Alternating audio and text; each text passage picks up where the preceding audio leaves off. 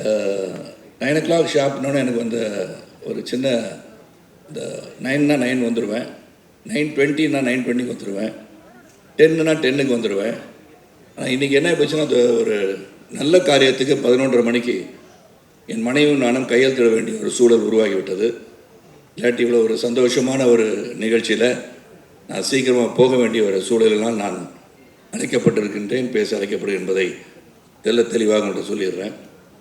இல்லாட்டி நான் அந்த ஃபங்க்ஷன் இறுதி வரைக்கும் இருக்கிறவன் தான். எந்த ஃபங்க்ஷன் போனாலும் அது என்னுடைய பத்திரிகை நண்பர்கள், அங்கேருந்து இங்கே வந்தவன் நான் என்பது உங்களுக்கு தெரியும். அதனால் என்ன முதல்ல அருண் எங்கே இருக்கீங்க தெரியலையே, என்னை மன்னிச்சிருங்க, தப்பாக நினச்சிக்கேன், கோவப்பட்ட மாதிரி தெரிஞ்சுது. என்ன சார் இந்த மாதிரி எப்படி சார் இப்போ சினிமா ஃபங்க்ஷன்னா இப்படி தானே சார் இருக்கும் அப்படின்னீங்க. அது நான் வருத்தப்படலை, ஏன்னா வாசுதேவன் வந்து வருத்தப்படாத ஒரு கேரக்டரு. இந்த படம் வந்து முதல்ல கணேஷ், எனக்கு ஸ்ரீ கணேஷ் கொடுத்தது ரொம்ப ரொம்ப நன்றி Sri. It's really wonderful film that I am part of. அப்புறம் இதில் வந்து சித்தார்த்து கூட ஒரு இன்டெலிஜென்ட் பஞ்சு மாதிரி உள்ளம் கொண்டவர் என்றெல்லாம் சொல்லி ராம்சான் சொன்னாங்க. பஞ்சு மாதிரி உள்ளம் இருக்கிறதோ இல்லையோ, அவர் வந்து தைரியமான ஒரு நல்ல ஒரு நண்பர்னு சொல்லலாம். இங்கே தான் அவர் அருகில் வந்து பழகுகின்ற வாய்ப்பு கிடைச்சது இந்த படத்தில். இதில் தேவயானி அஃப்கோர்ஸ் 27ஆம் தேதி நாளை 28 ஆண்டுகள் சூரிய வம்சம். It's so nostalgic to say that.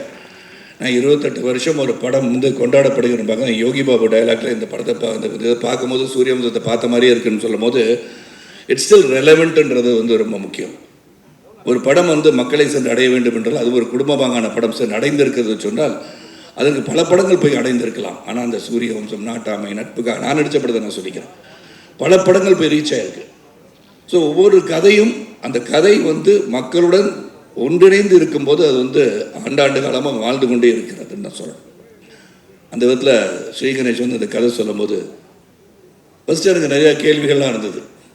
ஏன்னா இங்கே எல்லாரும் பேசும்போது ஏழை, பணக்காரன், நடுத்தர வர்க்கம், வசதி படைத்தவர்கள் அனைவருக்கும் ஒரு கனவு வீடு என்று சொன்னார். உண்மைதான். ஆனால் அந்த வீடு எல்லாரையும் கட்ட முடியுமான்றது தெரியாது. அது கனவாகவே இருந்து மறைந்து விடுவார்கள்.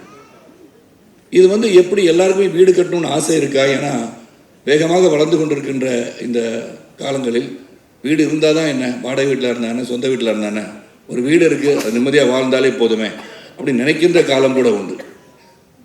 நேற்று கூட ஒரு பத்திரிகையாளர் கேட்டாங்க, என்ன சார் நீங்கள் வீடு விற்கிறீங்களாமான்னு கேட்டாங்க. நான் சொன்னேன், சரி வீடு விற்கலை, அந்த வீடை வந்து பெருசாக இடித்து கட்டுறேன், இது கூட தெரியாது வீடை விற்கிறீங்கன்னு கேட்டாங்க. வீட்டில் வந்து ஒரு சென்டிமெண்ட் அட்டாச் பண்ணி இங்கே வந்து சொல்லியிருக்காங்க எல்லாரும். Of course when you build a home, அது முதல் முறையாக உழைத்து சம்பாதித்து கட்டுகின்ற இல்லத்தை உண்மையாக பெருமையாக பார்க்க வேண்டிய சூழல் தான் அனைவருக்கும் இருக்கணுன்றதுல வந்து எந்த ஒரு கருத்து வேறுபாடும் எனக்கு கிடையாது. அது நான் கேட்ட ஒரே கேள்வி ஸ்ரீ, இது வந்து ரீச் ஆகுமா? எல்லாருக்கும் வீடு கட்டணுன்ற ஆசை இருக்கா? இல்லாட்டி சம்பாரித்து நல்லா இருக்கணும், குழந்தை குட்டி நல்லா இருக்கணும், வருங்காலம் நல்லா இருக்கணும், சேமித்து வைக்கணும்னு நினைப்பாங்களா, வீடு கட்டணும்னு நினைப்பாங்களா என்ற ஒரு கேள்வி தான் வந்தது. ஆனால் இந்த படத்தில் வந்து நடிக்க ஆரம்பித்ததுலேருந்து I felt yes, I think home, roof above the head is compulsory in the must. அது வந்து இங்கே வந்து இன்றைக்கி தான் அருணை பற்றி ராம் சார் சொல்லும் போது நம்ம எல்லாருமே அதே பாதையில் தான் வந்திருக்கோம். வானத்திலிருந்து குதிச்ச நட்சத்திரம் இல்லை நம்ம எல்லோரும். உழைத்து கஷ்டப்பட்டு இந்த கஷ்டத்தை உள்ளடக்கி நாம் வாழ்ந்து கொண்டிருக்கிறோம் என்பது உண்மை.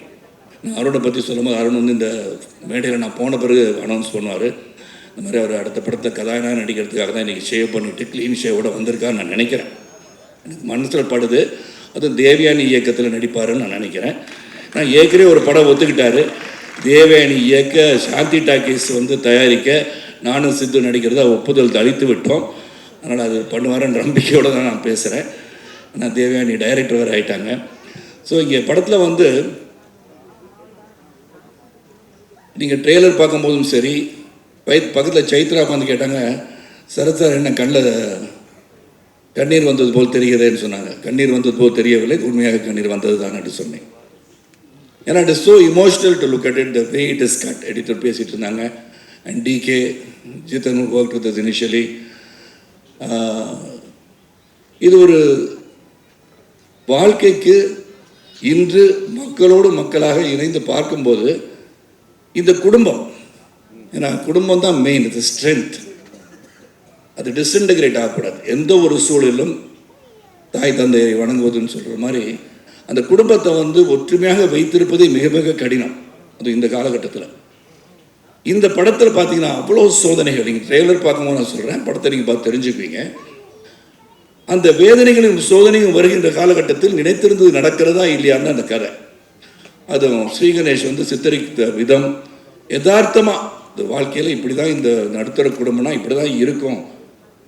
படிக்க வைக்கிறது எப்படி, கல்லூரிக்கு போகிறது எப்படி, கல்லூரிக்கு வேலை கிடைக்கிறது எப்படி, கல்யாணம் பண்ணி வைக்கிறது எப்படி, உடல்நலம் சரியில்லை போனால் எப்படி, இதெல்லாம் தாண்டி உங்கள் கடமை வெற்றி பெற வேண்டும் என்று சொன்னால் மிக மிக கடினம் என்பதை உணர்த்துகின்ற ஒரு படம் அது.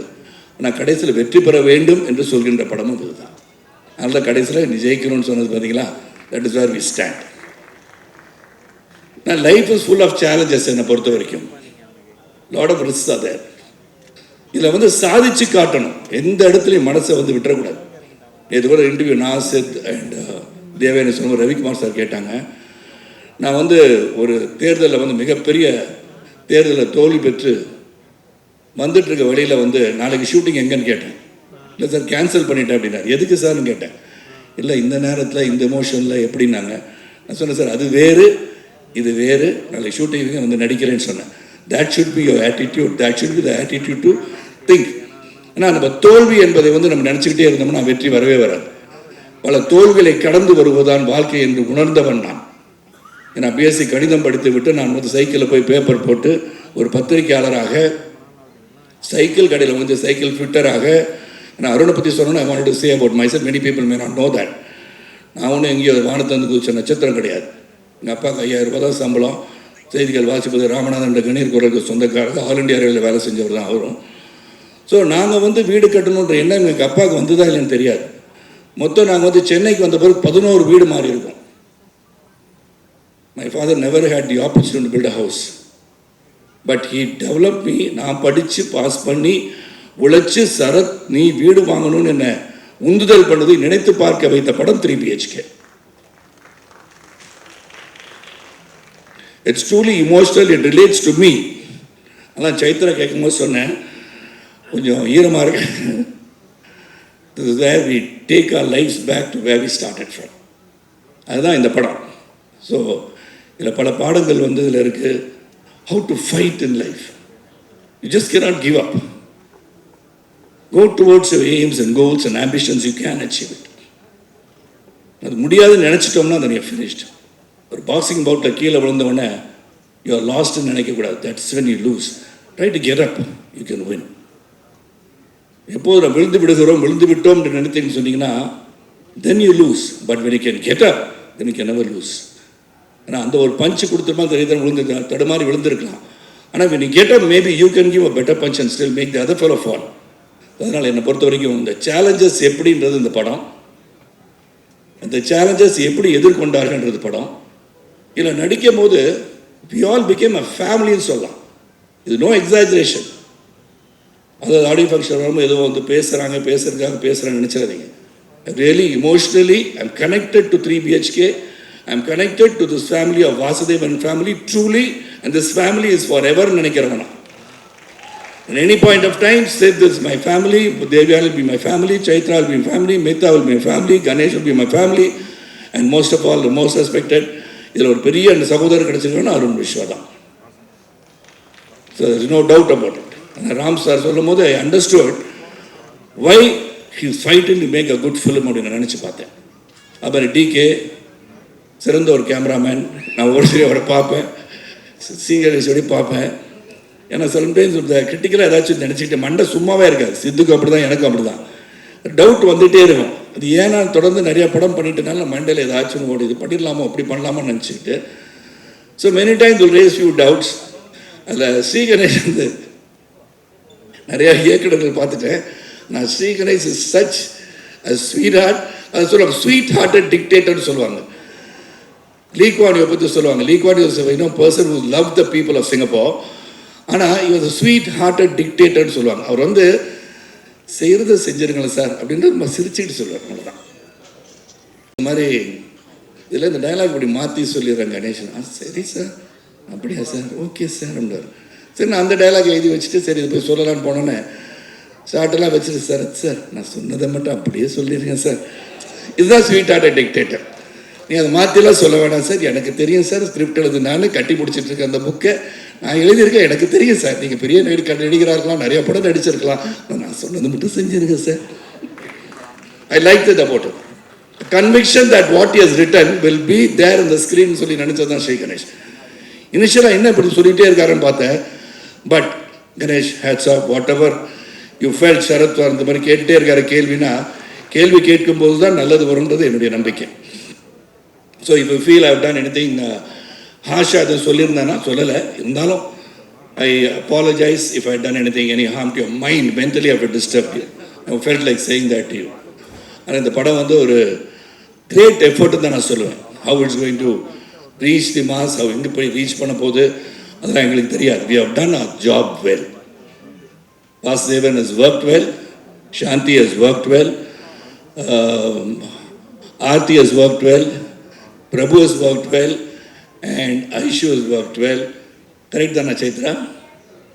சாரி, நான் குடும்பத்தை மறந்துடக்கூடாது, அதனால தான் சொன்னேன். So everybody has but done the part. அதில் வருகை தந்தவங்க அனைவருக்கும் மீண்டும் உங்களை சந்திக்கின்ற வாய்ப்பு வரும். இந்த படத்தை போய் பாருங்கள். அண்ட் ஒன் திங் நான் எல்லா இடத்துலையும் இப்போ சொல்ல ஆரம்பிச்சிட்டேன். The audience, when you go and see, other than the press and the media who are authorized, who are given the rights to even criticize a movie or write good about a movie, they've got the right because they are film critics. But as audience, நீங்கள் போய் படம் பார்க்கும்போது keep your judgment reserved. Let everybody see it and come up with an opinion. படங்களை போய் பார்த்து உள்ளே இருந்துக்கிட்டே மச்சான் உள்ளே வந்துடாதரா படம் நல்லா இல்லைன்னு சொல்லிடாதீங்க. ஆனால் உங்கள் வியூ அப்படி டேஸ்ட் டிஃபர். ஒருவருடைய விஷம் இன்னொருத்தருக்கு அமிர்தமாக இருக்கலாம், அது நமக்கு தெரியாது இல்லையா? So let them all go there, you all go watch the film, let every individual make their own decision how this movie is. அப்படி பண்ணால் இந்த கலை உலகம் என்றும் நிலைத்து நிற்கும் என்று சொல்லி உங்களை விட்டு இங்கிருந்து பிரிந்து செல்வதற்கு மனம் இல்லாவிட்டாலும் இன்று இருக்கிற இந்த அப்பாயின்மெண்ட் அப்படி இல்லாட்டி ஐ ஓன்ட் கோ எனிவேர். நான் பத்திரிகையாளர் சில பேர் கேள்வி கேட்கணும்னு நினைப்பாங்க என்ன, அதுக்கெல்லாம் பதில் சொல்லியே நான் பழகியிருக்கேன். என்னை பொறுத்த வரைக்கும் கனவெல்லாம் நிஜமாகும் சொல்லி வரிகள் இருக்கு இல்லையா? நீங்கள் எல்லாம் உழைச்சோம்னா, உண்மையாக நாம் அனைவரும் உழைத்தால் உழைப்புக்கு ஒரு வெற்றி உண்டு. உழைப்பவரே உயர்ந்தவர், உழைப்பு உயர்வதரும் என்று புரட்சித் தலைவர் மக்கள் திலகம் கையெழுத்திட்டது போல உழைப்பவரே உயர்ந்தவர் என்ற எண்ணத்தோடு நாம் அனைவரும் உயர்வோம். உண்மையாக உழைத்தால் வெற்றி வரும். அந்த வெற்றியை நோக்கி பயணங்கள் சொல்லி இந்த படம் சிறப்பாக உங்களுடைய வாழ்த்துக்களுடன் திரையரங்கில் நிரம்ப, காட்சிகள் நிரம்ப நல்ல வெற்றி படமாக அமைய வேண்டும் என்று வாழ்த்தி விடைபெறுகிறேன். நன்றி, வணக்கம்.